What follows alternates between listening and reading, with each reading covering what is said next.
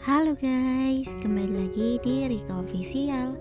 Jangan lupa like, komen, dan subscribe ya.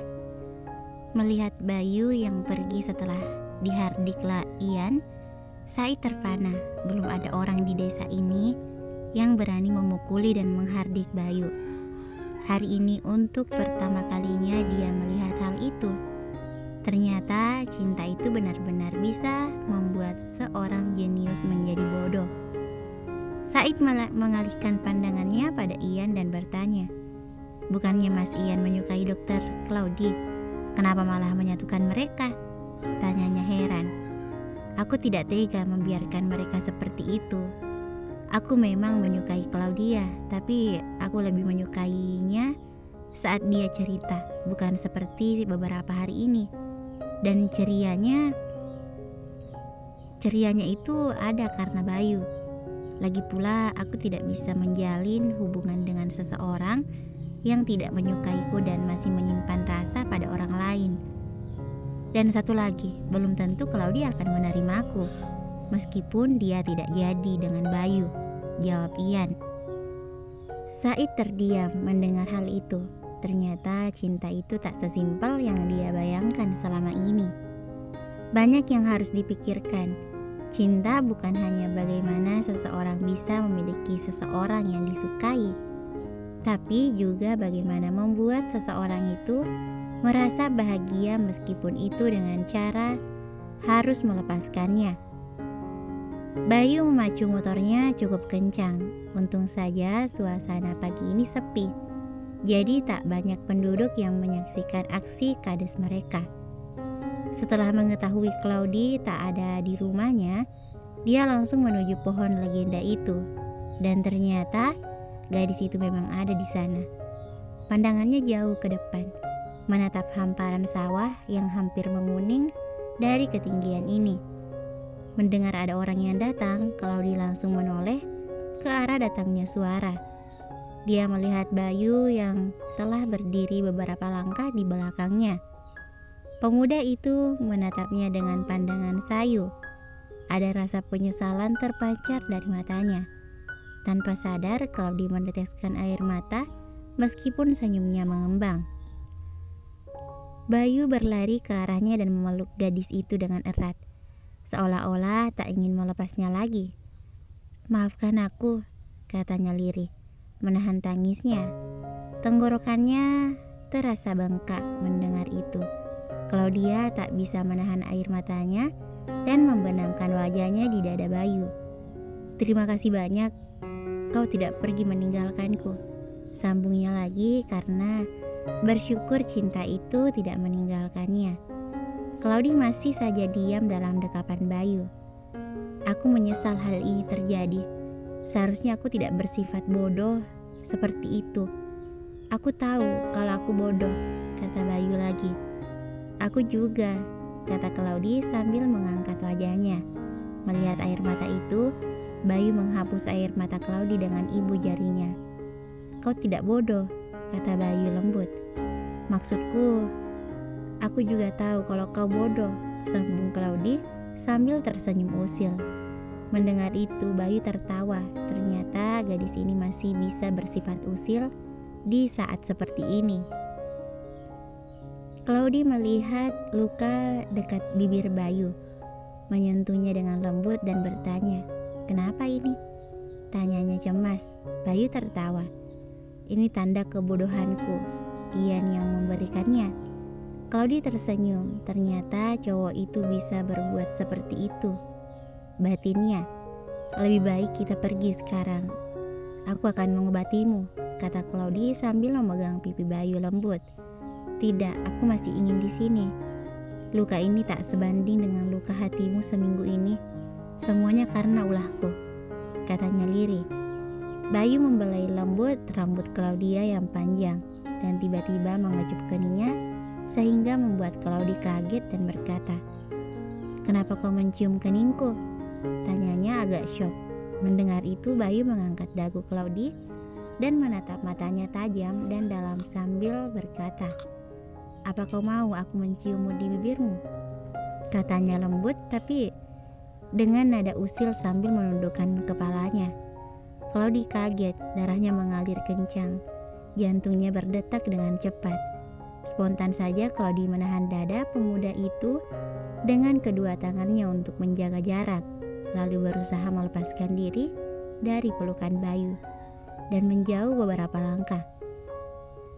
Melihat ulah gadis itu, Bayu tak bisa menahan tawanya sambil berkata, "Awas kamu nanti," katanya pelan dengan nada nakal. Akhirnya mereka meluruskan semua masalah yang terjadi selama seminggu ini. Mereka menceritakan kisah mereka masing-masing lalu tertawa. Ini semua terjadi karena kurangnya komunikasi. Sekarang barulah mereka saling menyimpan nomor HP masing-masing agar hal seperti ini tidak terjadi lagi. Dan berjanji akan saling berkomunikasi jika terjadi suatu masalah. Tidak lari dengan emosi lagi. Ian telah berada kembali di kamarnya. Dia merebahkan badannya di kasurnya. Mungkin karena kelelahan sehabis marah-marah. Akhirnya dia tertidur meskipun dia tak bisa meraih bunga impiannya. Anehnya hatinya merasa sedikit begitu lega. Ardian terbangun mendengar suara gedoran pintu kamarnya. Dengan keadaan masih mengantuk, dia membuka pintu kamar itu. Ternyata Said yang sedang tersenyum menatapnya. "Ada apa?" tanya Ian sambil mengucek matanya. "Kok udah tidur sih mas? Kan masih pagi," tanya Said. "Tenagaku habis terkuras," jawabnya sambil menutup pintu. Said menahan pintu dengan kakinya sehingga Ian tidak bisa menutup pintu itu. "Ada apa lagi?" tanyanya dengan nada malas. "Beneran gak mau bangun nih? Gak nyesel?"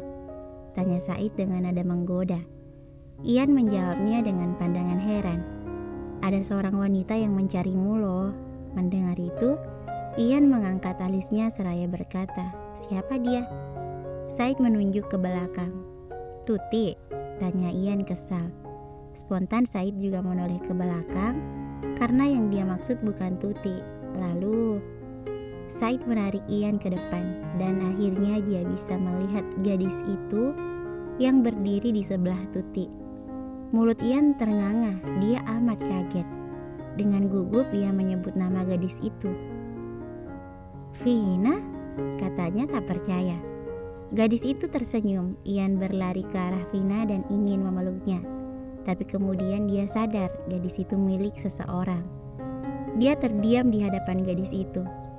Melihat Ian yang terdiam, Vina melangkah ke depannya dan langsung memeluk Ian.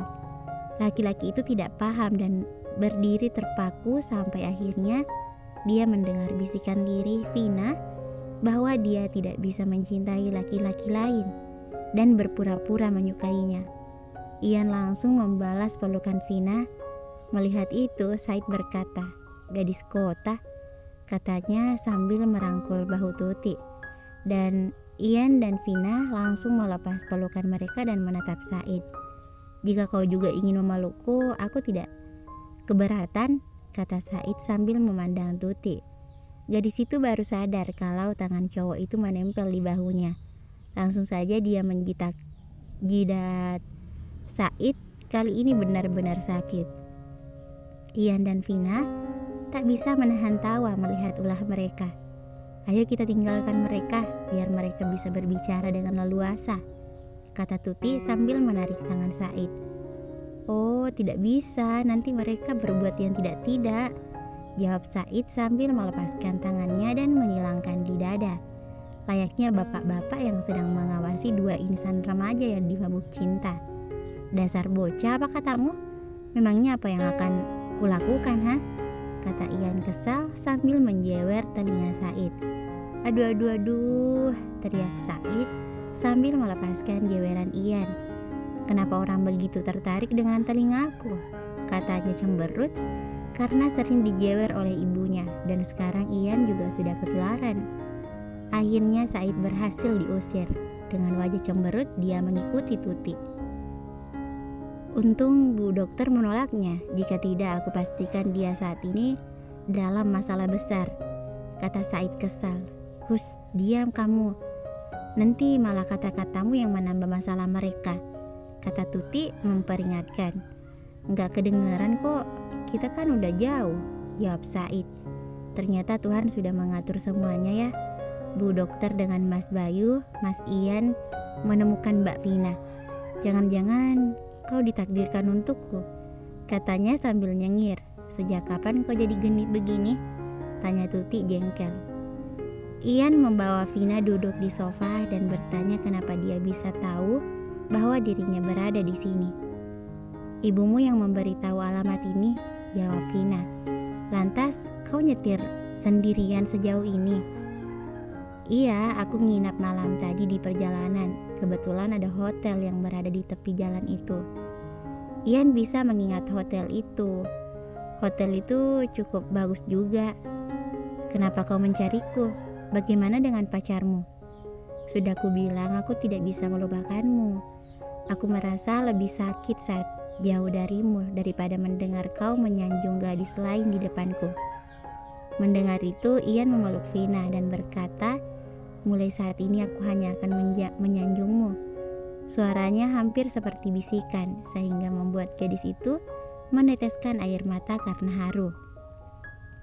Kau menangis, kata Ian setelah melepas pelukannya dan melihat pipi Vina yang basah. Gadis itu tersenyum dan menghapus air matanya, tapi Ian telah lebih dahulu melakukannya. Sementara di luar sana, Said dan Tuti terdiam layaknya menunggu pasien yang sedang dioperasi. Wajah mereka terlihat penasaran. Tiba-tiba Tuti berkata, "Gimana cara Mbak Vina nginap? Apa kata orang nanti?" Bisa-bisa masyarakat sini berpikir yang tidak-tidak, kata Tuti agak risau karena mereka hanya berdua di sana. Apa kamu ingin aku menginap di sini lagi dan kau bisa menemani Mbak Vina? Jika penduduk berpikiran yang tidak-tidak, aku tak keberatan jika harus dinikahkan denganmu, kata Said usil. Kemarin dia telah dijemput paksa orang tuanya untuk kembali ke rumah. Apa katamu? Kapan kau bisa serius? Kata Tuti kesal sambil menjewer kuping Said. Au, katanya sambil mengusap kupingnya. Ternyata benar, kupingku punya pesona tersendiri, katanya kesal. Tak lama kemudian sebuah mobil memasuki halaman itu. Tuti tahu itu adalah mobil orang tua Ian. Tuhan, Maha Penolong, masalahnya sudah selesai. Pulang kau sana, kata Tuti pada Said dan membuat bibir cowok itu mengkerut. Bersambung. Thank you for watching.